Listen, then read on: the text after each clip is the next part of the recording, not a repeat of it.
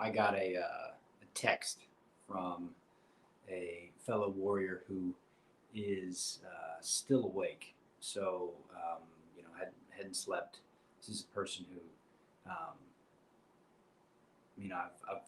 I've worked with for a while, and um, so I'm going to switch up the training a little bit to accommodate this warrior. I'm going to still do the training, but at the kind of the end of the lecture part, I'm going to go further into the actual like practice a little bit. So there'll be two parts to today's training. There'll be the kind of the educational part where we talk about how your body responds to safety, and then there'll be a longer part at the end that will kind of talk a little bit more about or not even talk, but just practice. So there'll be two parts. There'll be the education part and then the practice part. So feel free to stick around for both, but just know that. So um,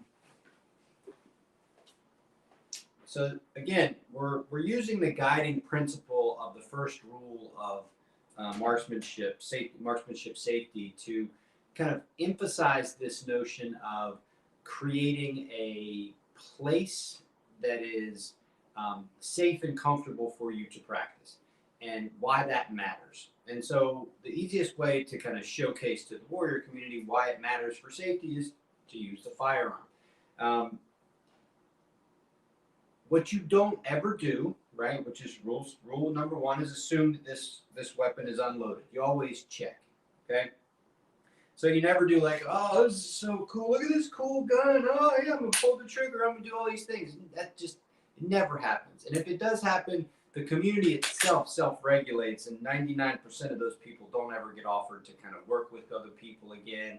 And the reason that is because the weapon is it's a deadly weapon, right? This thing can be made deadly. So the first rule is always to come up to the weapon, bring it into what my colleague Joe Hamilton calls your workspace, which is right here. It's like a beach ball. So this is your workspace, and then you rack it, take the magazine out, and you look into the weapon and actually touch, right? So you touch inside the weapon to assume, not to assume, but to make absolutely certain that this weapon is unloaded. And once you come to that conclusion and you've shown it to kind of yourself and you've used your senses to kind of assess the situation this safe, then this weapon is 100% safe. There is not a single thing that could ever make this weapon fire a bullet, ever. So what happens when you render a weapon safe is that now you get to kind of interact with it. You get to share it. You get to show it to other people. It's fun. Like the fact that this has the potential to be deadly means that when it's not and when it's inert and it can't do anything, you just get to appreciate it. And it's fun. I mean, I cannot emphasize how much fun it is to be around firearms in a safe environment. It just feels good. And the reason why it feels good is because there is a aspect of our body called the central nervous system. And this nervous system is the thing that kind of connects everything. And it's what enables, me to move my hand. It's what enables me to process the way things are around me. My central nervous system is constantly processing information. When that nervous system is on edge, right? So before I approach this weapon, and I assume it's loaded, before I approach this weapon, there is a sense of edginess, which is this weapon might be loaded. If that's the case, inside the body, something happens called the the sympathetic response, which is your body actually revs itself up. It kind of creates a sense of preparedness to fight, to flee, or to freeze. And it's not a big thing because you're still walking up to this, and it's just potential. But say, for example, you have a deep-seated disconnect from the firearm community. You have a deep-seated, terrible relationship to firearms, which may be well grounded in experience that is awful and terrible. You see a firearm and immediately you get tense. So immediately there's like a sense of tension, right? That's the sympathetic side of your nervous system kicking on. It's doing a lot of things in a lot of different places. It's changing your blood pressure, it's changing your body temperature, it's changing the way your muscles tense, it's changing your posture, it's changing the way you breathe. It's systemic, okay? So that's a fearful kind of thing. It's a worry kind of thing. It's a protect yourself kind of thing. Now, when you interact with this and it's okay, this is absolutely safe. There's nothing to fear. It's a totally inert weapon. Then it's the parasympathetic side. So the other side of the sympathetic side is called the parasympathetic side of the nervous system. It has the kind of the words associated with it called rest, relax, digest. It's the part where you just kind of get to armor down. And so you got these two things. So this is what happens to your body when you're in a safe space. You get to settle. You get to settle all the way down. And what really happens in this environment is things like sleep. When you're safe, you can kind of sleep. Things quiet. Your mind slows down. You have the opportunity to connect more deeply with other people. There's just a sense of at ease, right? So that's what happens to your body when you experience safety. And so tying this back into our objective for this week, which is by Friday, you will have your objective is to establish a safe place for you to train. Is in this context, you want this safe place because you facilitate safety in your own environment. And what happens is, and we'll talk about the brain tomorrow, what happens is that you remember and you develop a relationship to this safe space that makes going into this safety feeling, going into the parasympathetic side of the nervous system, going into the areas of your body and your mind and your spirit that can be armored down and open, that going into that space becomes easier. And so it becomes a practice. And so that's what we're trying to get to by Friday. So that's the recap for today. So the kind of the lesson part of today's over. And what I'm going to do for my colleague who reached out is I'm going to guide you through a mindful moment and just kind of emphasize this safety part in the practice itself. This is a part of the practice that we call first bell, and I'm going to kind of really emphasize that. So first thing I'm going to do is I'm going to get a seat. Here we go.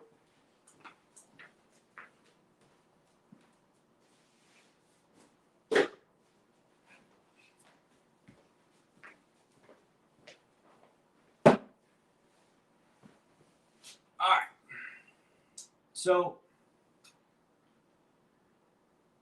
yesterday we talked about the senses. Okay. So first thing I want you to do, once you've kind of settled in, is just take in what's around you. And even call it out. You can even be looking around wherever you are and call out things that you see. For example, the squares in the garage door, the rectangles of the frame of the wall, the circle of the lights.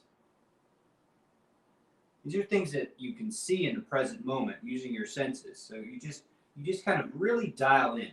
We'll talk about this later, but the mind, an untamed mind, a mind that is challenged, a body system that's challenged. These are all things that can kind of keep the things revved up when they don't need to be. So by taming your mind with your senses, first we're looking at sight. You kind of bring the mind into the present moment and say, okay, well, all right, mind, you want to keep doing your thing. Let me give you something to do. So what if it's light and shadow? So if wherever you are, if you're looking around, you notice light and shadow. What kind of interplay is there between light and shadow wherever you are?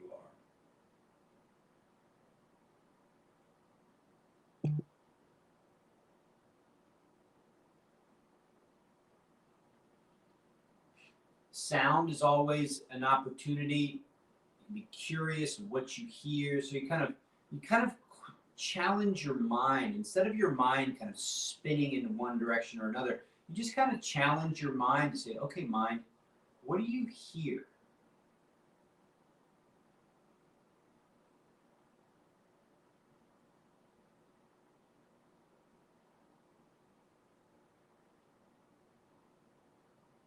Where do you hear what you hear?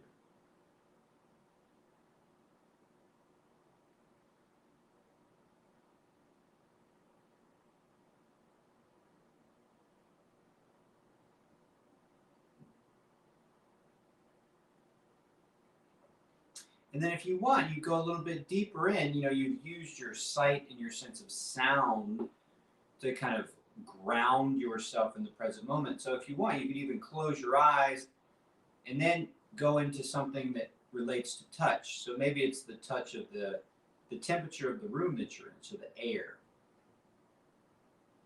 Maybe there's a breeze somewhere from a fan or a heater.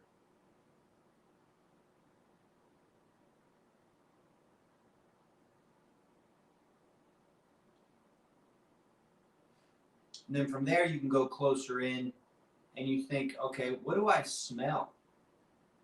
And you can ask yourself this. You can literally ask the words, what do I smell, in your own head.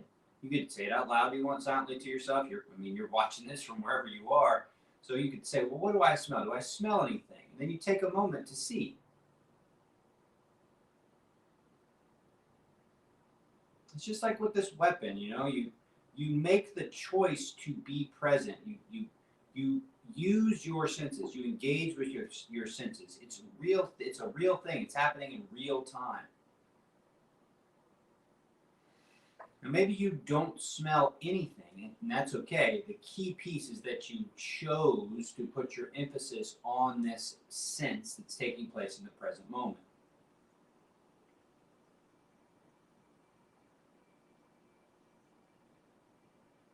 Now, the last sense to kind of interact with is your sense of taste.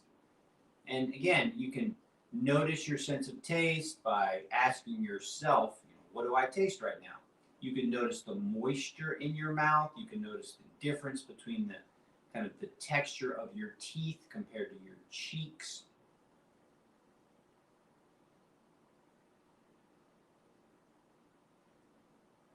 And then once you've gone through sight, sound, taste, touch, smell, just sit for a minute.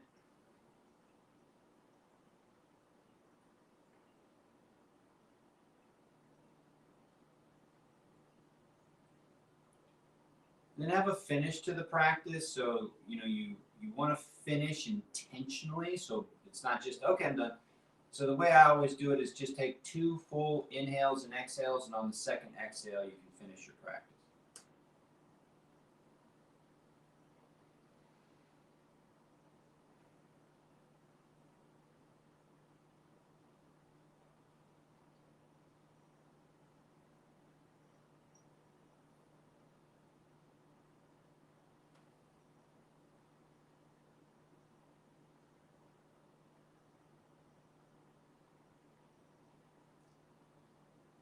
So we'll get deeper into this week 4, and we'll do this a little bit longer on Friday. And there's a lot more to come here, but just take a chance, take a moment to just put your mind on what you're grateful for. Now, this doesn't seem like much, but to participate with life in a way that includes gratitude is a very strategically smart thing to do. There's a lot of science out there that talks about how gratitude impacts your alignment to things, your relationship to things, your biology, your psychology, your physiology. That's cool, but more important than that is just interacting with things that you're grateful for. So there's a participation with life with a sense of, okay, I've still got connection to this, or this is still great, or I've always got this to count on. These are little things that may not seem significant, but if they don't ever show up, and if you're not participating with gratitude, you're missing an opportunity. You know, it's like missing a sale of something you need, right? You just if you go ahead and grab that sale, you got what you need, and it's just a bonus. So definitely work on that. It supports it really is a key element to resiliency. But anyway, I don't want to get too far afoot of what we've done today. So I'll just reemphasize where we've come, and where we are. The first place we went to is we talked about the first rule of firearm safety, which is always assume that this weapon is loaded. So the safety is the key piece with the firearm. We took that into an extension of, okay, well, how do we create a safe space for ourselves to practice mindful meditation? The next day was, how do you know they're safe? How do you know this is safe? Well, you know it's safe by using your senses. So we put emphasis on your senses. And then today we talked about what does it do to your body when you are interacting in a safe way.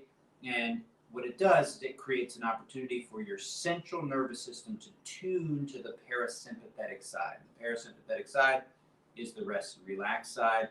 We'll just balance that out by the sympathetic side, which is the fight, flight, or freeze side. So that's kind of what happens in your body. Tomorrow, we're going to talk about what goes on in the brain. We'll talk a little bit more about thoughts and things like that.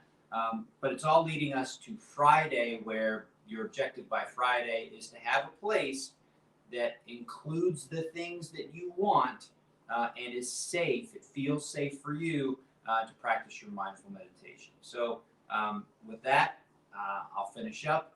Thanks for watching. And I've felt pretty good about getting back into streaming with you all. So thanks for participating with me. It makes all the difference in the world to know y'all are watching and know you're here. So thank you. And with that, I'll sign off for today.